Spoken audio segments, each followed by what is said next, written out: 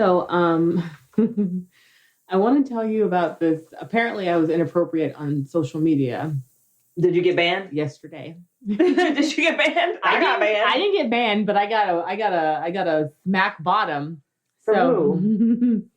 So I was on Instagram yesterday, and I saw this post by this account, Crazy Bitch Problems, and the post. Let me just tell you what it said. So the post was a picture of, and we're opening it up on this, guy, so adult discretion here, but it was a picture of a vibrator. Okay. And it says a woman wrote a vibrator review that was so good it sold out. Okay. And I read the review and I sent it to people because it was hilarious. Okay. I thought it was fucking funny. The review? Yes. Okay. I'll read the review. So it says... You're laughing. I couldn't stop laughing. It says, I got this toy and it was the first time I'd seen anything like it. I was really slow to try it out because it looked weird and frankly, I was scared. And then my boyfriend did stupid things and he went on a break. In dire need of orgasms, I decided to try it out. Her boyfriend went on a break. I put his ass on timeout. On timeout. I'm not sure if I still need boyfriends. Mm-hmm. This was like nothing I've ever tried. The vaginal insertion part is shaped perfectly to hit the G-spot and vibrates just enough. The clitoral stimulator part really stimulates suction. It's like if you could have the best sex ever while also receiving the best head ever at the same time, especially if you rock back and forth on it while using. The first time I tried it, I literally squirted. I don't squirt. Side note, be ready for that with a towel because I had to do laundry after, which I'm not amused by. This toy has changed my perspective on life, and it does way less stupid things than an actual man. I just cried when I read this because it was fucking hilarious. And I was just like, oh shit, for real? This does all kinds of things like that? Interesting. And so I sent it to a bunch of people. You just DM'd them with it? I sent it to you. I sent it to my girls. On Instagram? On Instagram. Okay. Because I was like, I didn't get it, but I've been on Twitter. I unsent it because I thought I was in trouble.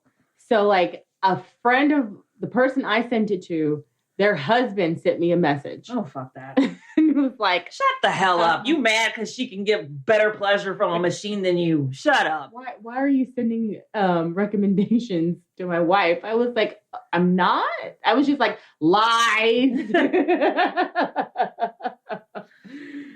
Lies. The husband of the person that you sent it to. Mm-hmm. Yeah. You mad? You mad? You can use it together, Exactly. But anyway, not my business, whatever. So I unsent it from everybody. And I was just like, okay, was that just inappropriate? Was it rude? I don't get it. I thought it was the funniest shit ever. And after I got that message, I just laughed my ass off because I was just like, this is funny. I'm sorry. Jealous. Fucking jealous. I don't have time for that. Anyway, Brandi, how was your week? I survived week 2 of NaNoWrimo. Yay. Oh, it was so tough. It was hard. It was hard. I stayed up till midnight on Friday. Oh, gosh. Thursday or Friday. I stayed up till midnight on Friday trying to get the word count, just hit the goal, the 1,666 words. Mm-hmm. And I managed to do that before midnight. At 11:59, I was updating my word count. Please don't turn. Please don't turn. Please don't turn. I could have updated it sooner. The system keeps track, and so you get badges for checking in every day. And cool. I got my 14-day badge yesterday. So, and you can update at any time, but I like to update when I have all the words instead of doing little mini updates, even though I could do it that way and not have to freak out about midnight hitting. But I did. I have a little over 26,000 words. Good job. So I'm a little more than halfway. And it's right now up the 15th. So 15th, yeah. You're pacing good. Yeah, I'm ahead by a day. Actually, no. 2 days. And then if I do today, if I write 2,000 words, I like to be safe, with a good 2,000 words, I'll update and say that I'll be done by Thanksgiving. But I don't know if I'll hit 2,000 words today. Yesterday I got on a roll though, because instead of focusing on action. I did a lot of narrative. So that, that pushed my word count up, which is good. And then I wrote a dream sequence, which was also adds to word count. It's like, damn, every chapter should have a dream sequence, but then that would just be ridiculous. A dream sequence? Yeah. But I hit my word count yesterday way before midnight. I think I finished around like 9 or something. I was like, yes, I can actually chill out. I watched Capote. I'm watching movies about writers and writing. So I watched Capote yesterday. I finished watching The Dark Half. I had started watching it a couple of weeks ago, and then I had to leave. So I finished watching The Dark Half. I watched Capote. I watched Authors Anonymous, which is hilarious. Dennis Farina, I think that might have been one of Dennis Farina's last movies. So my week was, writing-wise, it was pretty productive, I guess. I'm going to hit that 50,000 words, and I'm going to be happy. Woo! How was your week? It's been good. It's been, this week I had like a nice little burst of business. So I was kind of busy. Hit the post office a couple times. I'm dabbling in a new venture today. So that's fun. I don't know, man. Like, what the hell happened this past week? I have no idea. I don't know what. Did you do some demos? I didn't have any demos this past week. Son of a bitch. But I have some ideas for next week that I'm gonna work on. Other than that, I think I've been trying to just kind of keep the momentum going with podcast. Oh yeah. So for our 100th episode, we've got some people that have sent in some audio already. So that's exciting. So if you guys didn't hear last week's episode, we are asking you guys as listeners, as our podcast friends, as whoever's listening who wants to contribute, to send in some well wishes or tell us about your favorite episode or whatever you'd like to say on the podcast. We will try and get that on the podcast for our 100th episode. So I'm putting something special together for you guys to celebrate with us. We will be celebrating, so get ready for that. For that. If you want to write in or send anything in, send it to our email at bookofliespodcast@gmail.com. Yeah, that would be sweet. So I have been working on some of that this past week. So I've just been staying busy, trying to stay out of trouble. I'm trying to stay out of trouble. I'm trying. But, life's hard. Other than that, let's just get into the shenanigans. And I'm Sunni Hepburn. And I'm Brandi Fleeks. And this is Book of Lies, the podcast. It's the podcast. It's both bitches. Oh, one other thing that happened last week. I've sent out all of our shirts, so we have no more shirts. So you people who got them, you guys are special, and thank you, and we love you, and all of that. So, yay, shirts. Yay, shirts. A shirt has made its way to Canada already. One has made it to Oklahoma safe and sound. I went ahead and sent our favorite podcast friends, KT and OT, at For Your Reference podcast. I sent them some shirts. So they'll probably be getting that in like 2 months. Yeah, overseas shipments are way late. I forgot I ordered some freaking leggings off of Wish. Oh, girl. I ordered them 2 years Actually, ago. let me see. I can look it up when I ordered these damn leggings. It's been so long that I forgot I ordered and they them. arrived, and you're like, oh. No, they haven't arrived yet. I still haven't received them. Let's see. I ordered leggings on... Sorry. Oh, I was refunded. Okay. You got money? They refunded me. It was only $2. I ordered... You are the problem. You are the problem. Well, no. I ordered them on September 26th, and they refunded me on the 30th. I guess they were like, well, we can't get them to her, so I guess... $2? Hell no. We ain't sending that shit. Shipping's like $36. Oh, I'm sorry. Okay, so the item total was 50 cents. Shipping was 25 cents. And the order total was 75 cents. So it makes no sense. They're making no money. Like, I don't understand. But whatever. But we did ship out the shirts. So to you guys who got them, you guys are definitely in a select club. You're in the BOLP Bitches Club. And we love you guys. And hello to the new listeners. To our existing listeners. Thank you guys for coming back. We love you guys. to the ones that have already collaborated with us on our 100th or on anything, who socialize with us on social media, on Instagram, on Twitter, on Facebook. Hello, we love you guys, and thank you so much. That's it, right? All right, cool. So what are we talking about today, Sunny? Yes, honey. So we are going to talk about... Who is it? What is it? Who did it? Who did it? His name is Gary Milby from someplace in Kentucky. So I'm going to tell you where I got my sources from. I got this from NashvillePost.com, OGJ.com, which is oil, gas, and something OGJ.com. Oil, gas, and justice. Courtlistener.com, and a New York Times article by Julie Cresswell. But this guy, he became involved in the oil business in the late 1970s, drilling for himself or local Kentucky investors or whatever. I guess oil has its moments. It's like, oh, it's up, it's down, it's hot, it's cold. When oil's hot, he's an oil man. He's like, hey, I'm an oil man. When oil went on his tail in the 1980s, he sold cars. Oil went on his tail. Went on its tail. And I guess oil took a shit in the 80s. So then he was selling cars. So he was always either selling cars, car insurance, or fucking around in oil. Cars, car insurance, or oil. All right. Wherever he can make money, I guess. And that was... You can do all three at the same time. Like he just stopped doing one and did the other, or...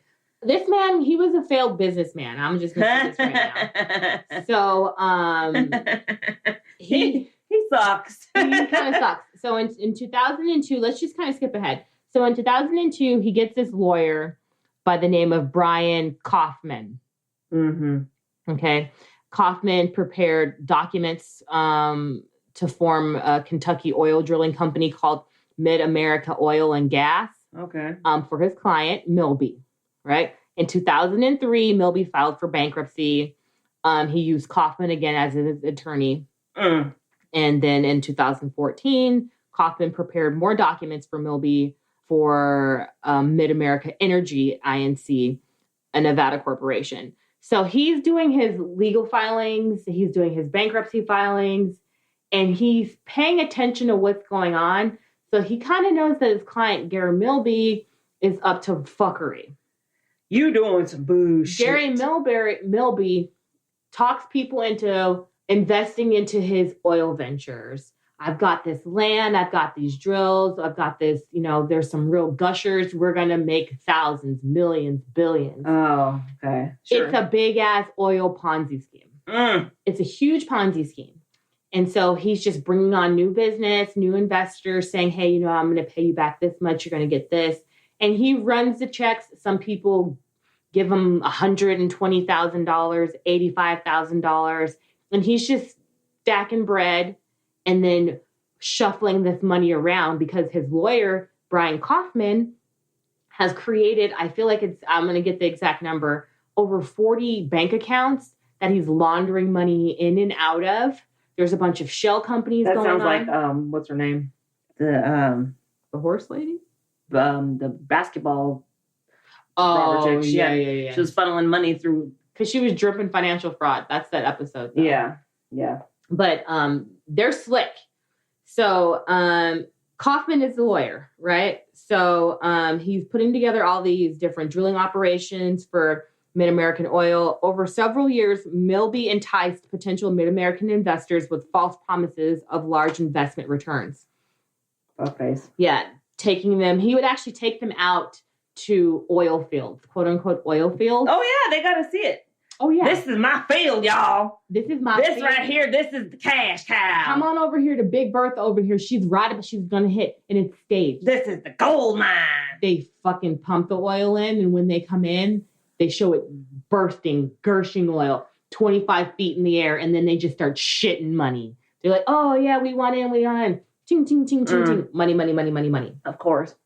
And look, at least they got to see something, even though it was a lie. At least you actually, but because these people are like, we did our due diligence. The people that he fucks, because he fucks over like 400 people.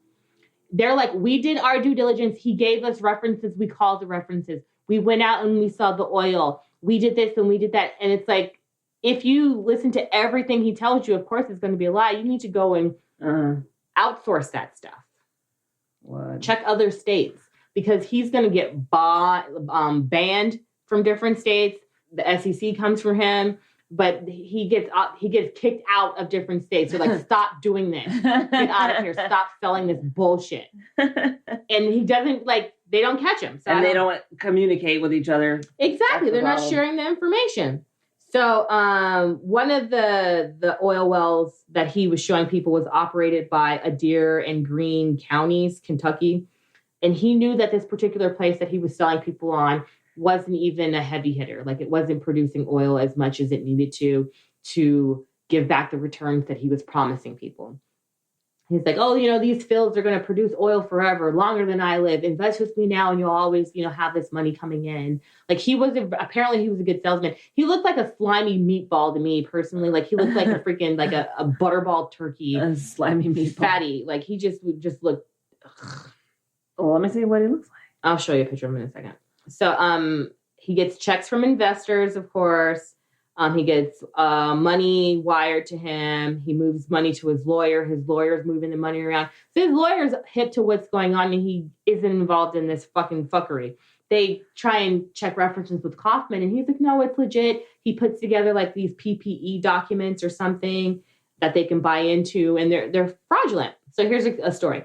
January 2004, Gary and a friend of his, Terry Goff, who Milby says is his business partner and a friend. Some people say they're cousins. Like, there's something going on with him. They were drilling in Texas, 25 miles of Abilene. So Milby, he knows, like, if he finds a good well, it'll hit, but he doesn't really care. He's just like buying land here, buying land there. So he figures out, or he hears that there's a good piece of land in. Where does he get the money to buy the land? Investors. Okay. So Milby reaches out to this chick by the name of Hyatt. She directed him towards a site that was called like Crockett Owens in Texas. And Hyatt's like, hey, this has high potential, but it would require a lot of capital and it will take years to develop, right?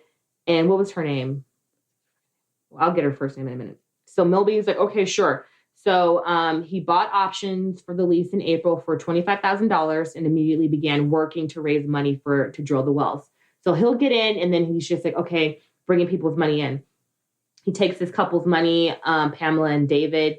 They invest $84,000. They wrote him a check. And the husband, he's a pilot for FedEx or something. And he wanted to get into the oil industry because around this time, 2004, it's hitting hard. And they're in Texas. And I guess in Texas, it's just like a bunch of oil money, right? Yeah. Or that's what they say. Yeah. We called all the references he listed, including his banker. She said there was no problems with him, that he was in good standing. At lunch, they gave him a check. Milby and Mid-America hired that woman Hyatt and her business partner to oversee the drilling and repair work in Texas. And they became concerned about vendor bills that weren't being paid. Then Hyatt started to hear from investors complaining that they had not received their checks. In October, Hyatt gathered some of the investors, including the people that just gave him a check for $85,000. And she was like, y'all, the money's gone. So they're shocked. Y'all, it's gone. So she's in shock and disbelief. And they decide to wait and see if Milby was going to, make good on his word, even though they know there's no money. They're like, maybe there's something else going on. Maybe we don't know.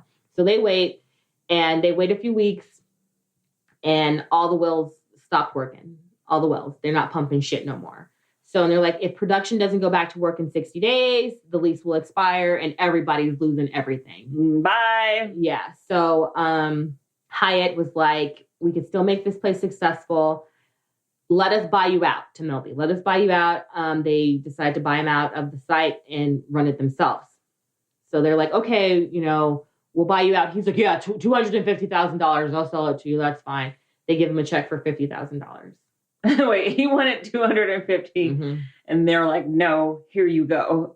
First, they knew he didn't have any money. And then they're like, we're not going to give you $250,000. Like, are you fucking stupid? And I guess they battled for 2 hours and he ends up going home with that check for $50,000. Oh, God. So, I thought they just were like, here you go. And then they walked away. I'm like, well, if he didn't cash it, then the sale didn't happen. So what? Well, they knew he was desperate for money. They get access. He sells. They get access to the bank accounts. He raised about $850,000. Holy crap. He spent about $400,000 on personal shit. Of course. Mercedes, Why not? Child support. So, okay. He owes some money to his He's baby married mama. 5 times. Oh, God. Twice to one woman. Oh, okay. Of course. This is his get down. He's been doing this from state to state. It's no big secret. So he's like, I know how to do it. I'll just go over here. Oh, well, I'm kicked out of California. Let's go to Oregon. Mm-hmm. Or let's go to Washington or whatever. Yeah. But guess what happens? In 2007, his daughter turns 16. And what does she do? She gets on MTV. My Super Sweet 16. Oh my God. I saw this. Okay. My Super Sweet 16. Yeah. Okay. So his daughter, Ariel, her name's Ariel. It's Ariel's birthday. Her episode aired February 2007. And the caption was the episode is Ariel's dad owns an oil company and everyone thinks she's stuck up. She throws a fairy tale party to show everybody her real life or some shit, right? And she's like, I'm sure she's highly produced. Okay, say this, say that, blah, blah, blah. And so we do like a cribs tour of my dad's house. This is one of my dad's houses, the way she's talking. Mm-hmm. And it's like in a gated community and on a golf course in Tennessee, apparently. Keith Urban and Nicole Kidman live nearby. And there's, a private... God. Private lake. She's like, this is my dad's office. This is where he works from home. This is where all the deals happen. I feel like I watched a couple of those episodes back in the day. And there was one that I was like, they fucked up. Because this girl was like, she was trying to take her driver's test. Okay. And she failed it the first time, but they showed her that she passed it. And so when you look at her taking the tests, her nails are done in one scene, and then her nails aren't done in the next scene. So she's got these acrylic French tips on. Right. And then cut to her taking the test in another scene, and her nails are fucking bit off nails. You crack me up. You catching all the editing mistakes. And I'm like, oh, so she must have failed it the first time, because why is she up in there again taking the damn tests? And they're filming it again. She passed it the second time, but yeah. I was like, oh, you guys think you're slick. That bitch failed. Because she was getting a car for her birthday, but they wouldn't give her the car until she passed her test. Well, I don't know if any of you guys have ever watched My Super Sweet 16 on MTV. Oh, I forgot to cite MTV as a source. My bad, y'all. But these kids... They're spoiled little fucks. Are spoiled. They're over the top, and it's ridiculous. They are extra. Read all about it. And they're messy. Yeah, they are. They're like, it's kind of like who I don't want to be at this party. Did I invite you? Who gave you an invitation? Like catty little bitches. Was she the one that there was a girl that she was giving out fans charm bracelets or something to people. Okay. They had a little token and they were that's how they got in. Mm-hmm. But people had fake tokens and they were getting into her party and she was mad. People will fake shit. And she was like, this isn't one of mine. This is fake. And then she was going to the whoever the doorman was like, people have fake, I think it was charms, little like the things you gave out at your wedding, your the wood things. Mm-hmm. It was like that. And she was like, they have fake ones. No, I don't want all these now. And she was pitching a fit because people had fake ones and they were getting into her party. Honey, you got other things to worry about. Okay. You are a child. Living this down, first of all. So she's on My Super Sweet 16. Okay. And she arrives to the party 2 hours late. People are like, we've been waiting for 2 hours for Ariel. That's okay. Oh my God, it's going to be amazing. Do you see this place? It's in a huge, massive tent outside. They make it look like a castle or something. And she arrives via helicopter. Helicopter comes and flies her in. Then some fucking horse-drawn carriages take her and her fucking court to to the tent. I saw this episode. Right? She goes in and they do a waltz, like a fancy waltz. And like, you know, she asks, she's a has cheerleader. A chaperone. Yeah, she's a cheerleader. So she asks like the football player to be hers or whatever. So he has to learn how to dance with her. And anyway. Yeah. And so they like, and all these people are just sitting there watching them dance. Yeah. And it's a big spectacle. These girls are crushed. The people in the audience. They're like, it's so great. Yeah, this is nice. You will never have a party like this. Exactly. That's what she's like. She's like, some girl was like, forget streamers and balloons. Like, nobody can top this. Like, someone's like, my wedding's not even going to be this big. And they're 16. Yeah. And I feel really bad for them. They're obnoxious. These fucking kids on this show are obnoxious. There was one bitch that was like, I want a G-Wagon, or she either wanted a G-Wagon or a Maserati. Uh-huh. And her mom was like, no. Girl, sit your little ass down. She was like, I think that's a bit much. And the girl was like, what? Did you just say no? Yeah, it was just so stupid. They're insane. Well, so apparently, like I said, this fucking party's a get down. You know, there's dancing, there's gestures, disco lights. She's wearing like a white dress, a tiara, fireworks, and she gets a fucking BMW 325i. I guess back in the day, that's the shiz. And I don't fucking know cars, but she had a brand new BMW at 16 in 2007. Yeah. Ariel's dad. So people are watching him on TV and they're like, fuck this guy. Because he's been fucking people for a really long time. Yeah. So he's been taking their money. They have not been getting their checks. Some people get their checks. And Gary's argument is like, it's never enough money. I would send them checks and I would tell them what was due to them. And they always want more and more and more. But a bunch of people like, we ain't ever got money from you, dude. I gave you all this cash and you're fucking buying your daughter a new BMW. They're showing us your new house and your Mercedes in the front yard and all your fucking Shih Tzu dogs running around your house.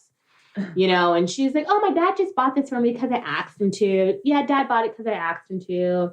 I love oil. Oil, Louis Vuitton, money. Like, it's just really disgusting and obnoxious.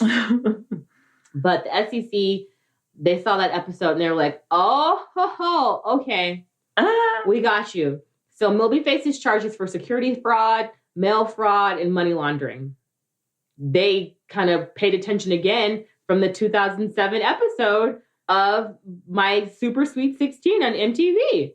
So he bilked hundreds of investors across the country out of millions of dollars by offering fraudulent investments in nearly 30 oil and gas limited partnerships with names like Black Gold Oil number 6 and Fox Not Oil number 8. He was living in Campbellsville, Kentucky, and his company, again, was the name Mid-American Energy. He had an office in Portland, Tennessee, and he sold interests, and the program was fucking fake. Like, it was super fake. That the SEC charged him and his company with violating securities registration, broker registration, and anti-fraud provisions of the 1933 Securities Act and 1934 Securities Act exchange. And they were like seeking permanent injunction disgorgement. Mm-hmm. With a civil fine. Basically, they're like, you're going to give all the money that you have right now you're not going to have that anymore. It's mine. You're going to give it back to whoever you owe it to. But he couldn't probably give any money to everybody. So, well, they said he raised $19 million from 375 investors over about 19 million. 19 million. He's a good salesman. 375 investors. $19 million. Yep. Starting in 2005. He diverted at least $12 million into offshore accounts and family trusts, and millions of dollars was spent on his lavish lifestyle. And of course, Milby denied everything. He was like, this is a bunch of bullshit. I didn't do none of that. I didn't do that. What are you talking about? I didn't do none of that. That wasn't me. An investigator was like, that MTV show put Milby on the roadmap. He was like, people got really aggravated with that fucking shit. They were just like, you fucking disgust me. And I bet he was like, hey, my daughter's going to be on TV. Why don't you check out MTV at 8 o'clock on Sunday night or whatever the fuck. And people were like, fuck you. They probably saw him on there like, isn't that so-and-so? Milby! No, I have no doubt in my mind that he was calling people, telling them that the episode was going to air at this time on this date. Mm-mm. And this is the problem. I guess the thing is, Milby pretty much illustrates the limits of the state securities regulators who can't keep up on suspect operations. So they're like, we can't put all these investigations and do all this and do all that on people who are selling this when they're not supposed to illegally. We're focused on terrorism right now. Oh yeah, because that was after 9/11. Yeah. I mean, it was it's like still pretty it was fresh. within it was within like 10 years. So. Oh yeah, definitely. So they're like, So apparently there was like a spike in this type of fraud. Like, so 2007, the year before that, there was like maybe 5 cases. After that, there was like 300 cases. What? So people just are selling investments into oil. Were people oil is blowing up? There was probably some asshole who fucking made a class that people paid for. Oh, I bet. On how to fucking defraud people on oil ventures. Well, this bitch has been doing it. He said he's been in the oil game since the 1970s, right? He's running commercials on the radio. He's running ads. He's got salespeople. Ugh. Him and his lawyer, Kaufman, because Kaufman's in the back of the scenes moving the money around, moving through documents that he's having people sign because it's legally binding stuff and they know how to slip through the cracks. Mm-hmm. But there was another investor who found out that it was Fugazi. He found out he was in a part of a fraud. He was in Canada. So he was like, let me go ahead and join you guys.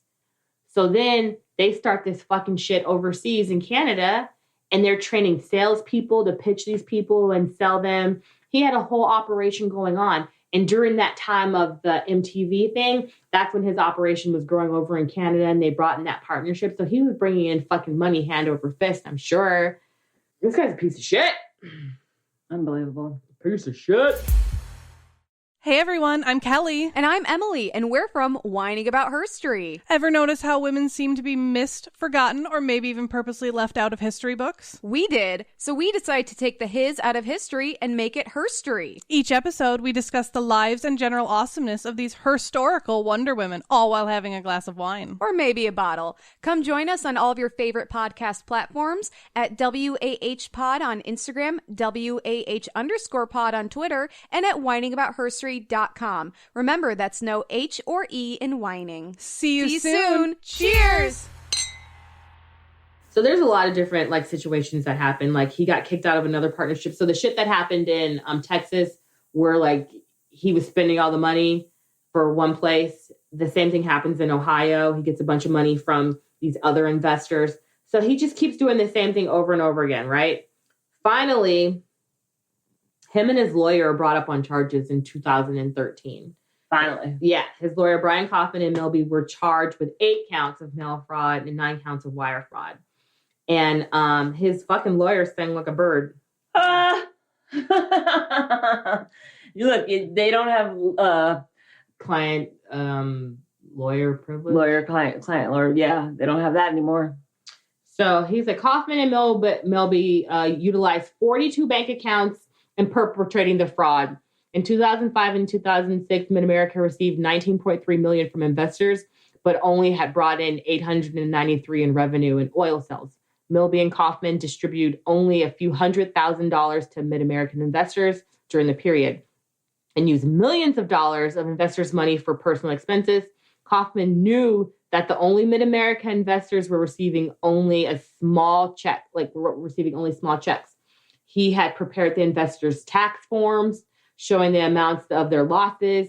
In 2006, investors realized something was rotten in Mid-America, and one of them lodged a complaint with the SEC, which began the investigation. Several states launched investigations as well, issuing subpoenas, summons, and filing cease and desist orders and contempt orders against Milby in Mid-America based upon state securities fraud and violations. Oh my God. He's been doing it for years.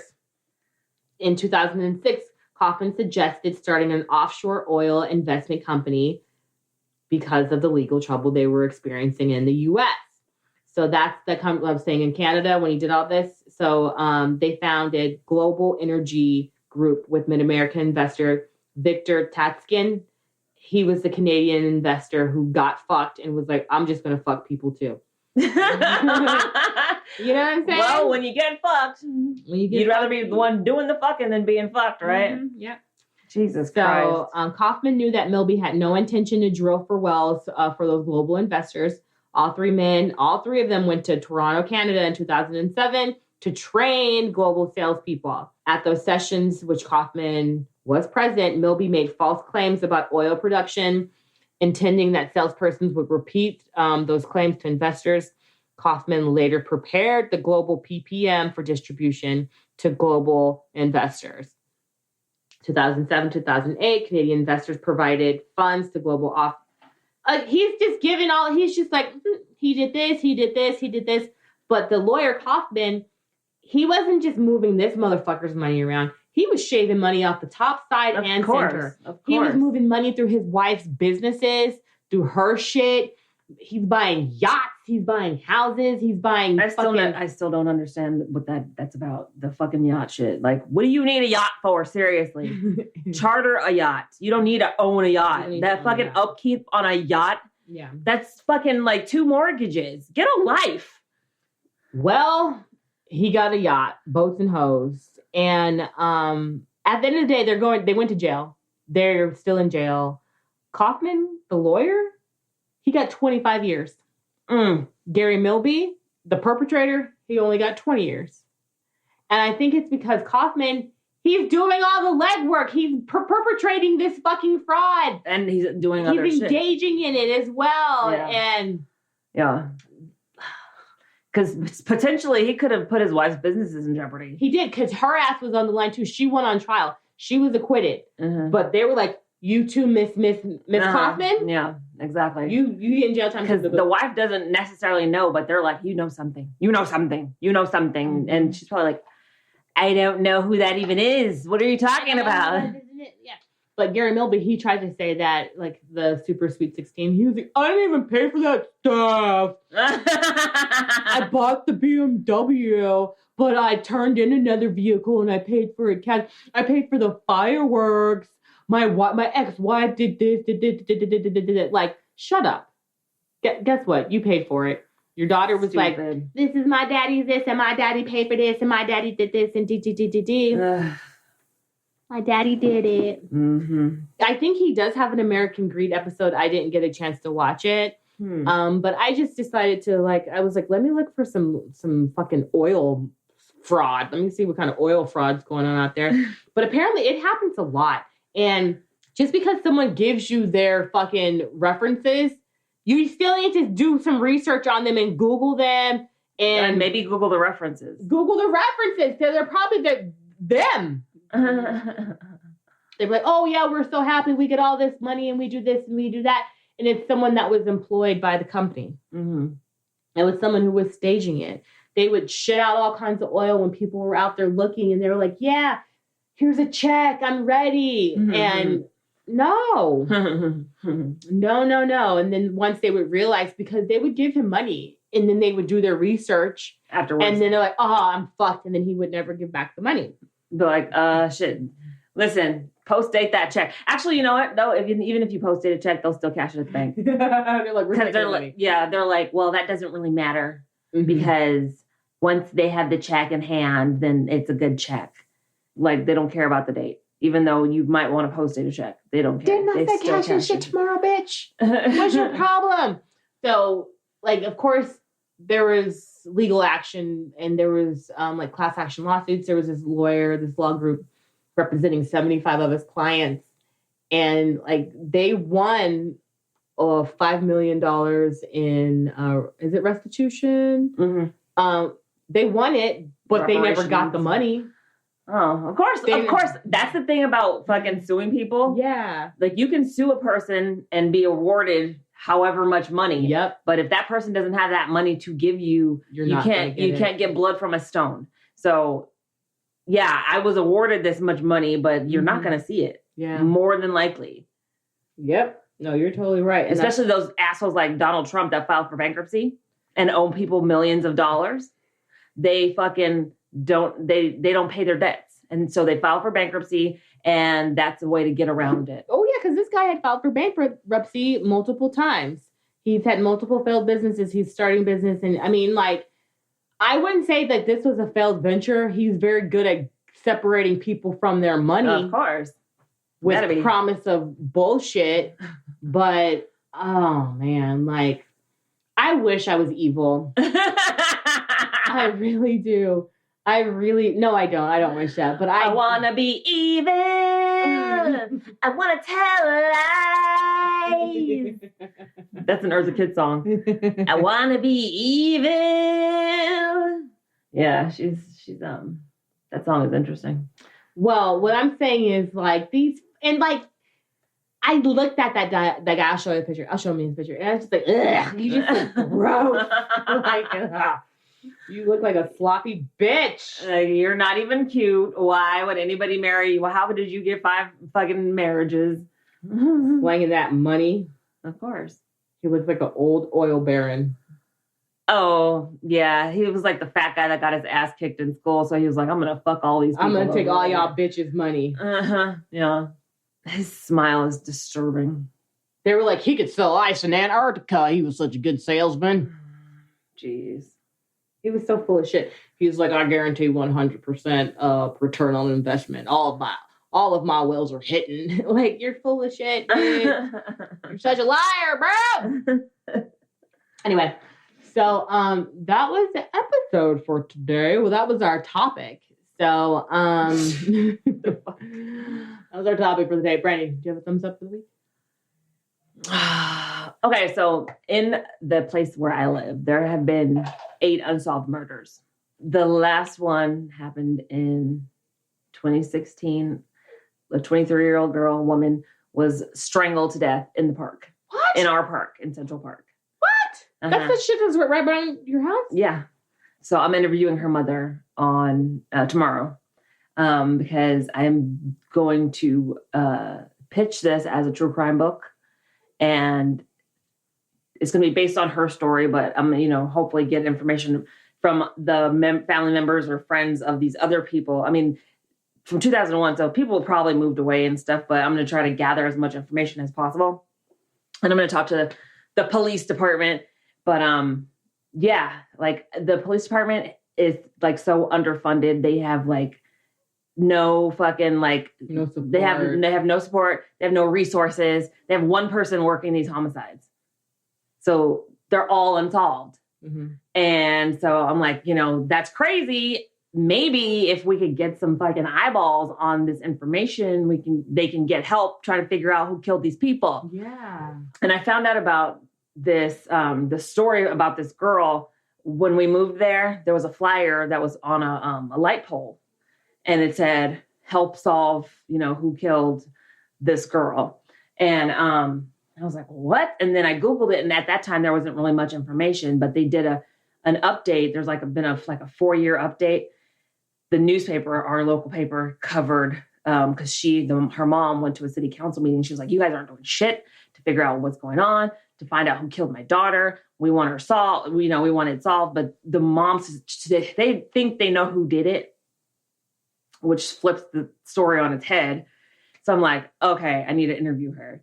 But it's going to be based on, her story. And then it's going to branch out about, the resources that the police department has and these murders that were unsolved. Because they do arrest people. So I'm hoping to parlay that into a true crime book.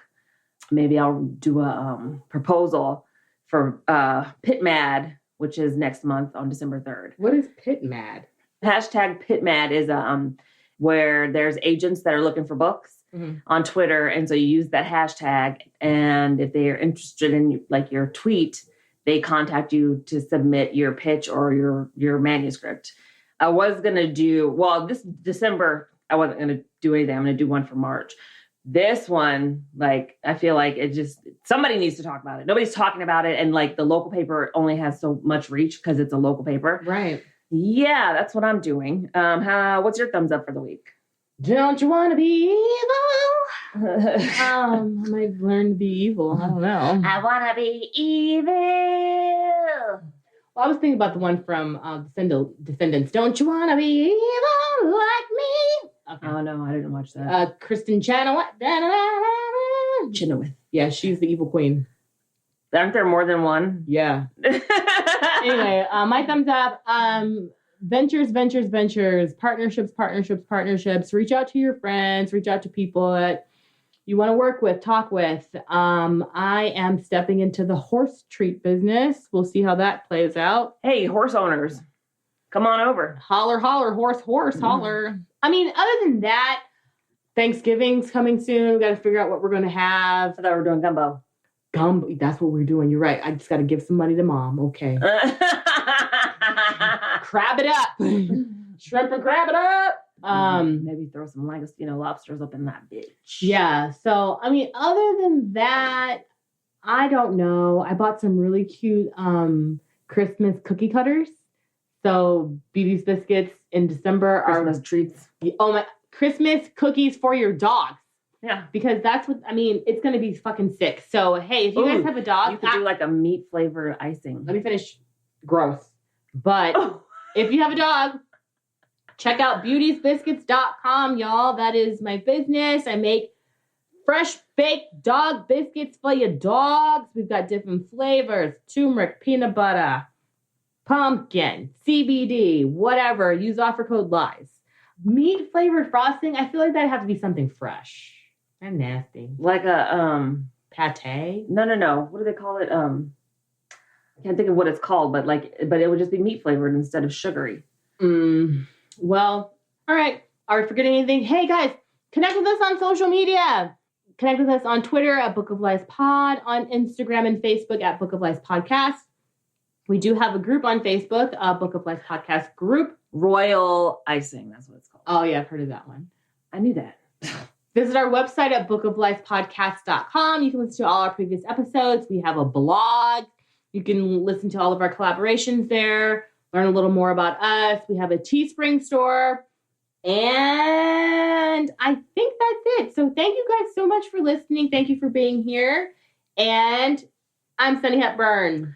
And I'm Brandi Fleeks. And this was Book of Lies, the podcast. It's BOLP bitches, because we want to be evil. Don't you want to be evil like me?